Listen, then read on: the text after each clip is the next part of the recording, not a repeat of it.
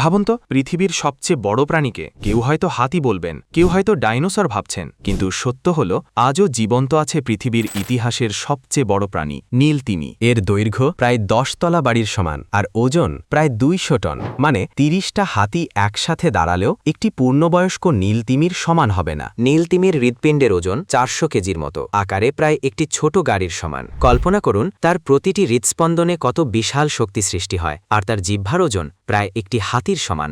এত বড় প্রাণী অথচ খায় ক্ষুদ্রাতি ক্ষুদ্র krill, ছোট ছোট চিংড়ি জাতীয় প্রাণী। দিনে প্রায় 4 টন পর্যন্ত krill গিলে ফেলে। যখন নীলতিমি মুখ খুলে পানি টানে, তখন সেই ফাঁকা জায়গায় একটা ছোট বিমানও ঢুকে যেতে পারে। শুধু আকারে নয়, শব্দের দিক থেকেও নীলতিমি অসাধারণ। এর ডাক পৃথিবীর সবচেয়ে জোরালো প্রাণীর শব্দ। পানির নিচে এই ডাক 800 কিলোমিটার দূর থেকেও শোনা যায়, মানে এক শহর থেকে আরেক শহরে খবর পাঠানোর মতো। এরা সাধারণত 80 থেকে 90 বছর পর্যন্ত বাঁচে, তবে বিজ্ঞানীরা বলছেন কিছু নীলতিমি হয়তো 100 বছরেরও বেশি বেঁচে থাকতে পারে। সবচেয়ে আশ্চর্যের বিষয় হল, মানব সভ্যতা যত বড় ডাইনোসরের কঙ্কালই খুঁজে পাক না কেন, নীলতিমির মতো এত বিশাল কোনো প্রাণী কখনো এই পৃথিবীতে জন্মায়নি। হ্যাঁ, নীলতিমি কেবল পৃথিবীর সবচেয়ে বড় প্রাণী নয়, বরং প্রকৃতির এক বিস্ময়কর রহস্য।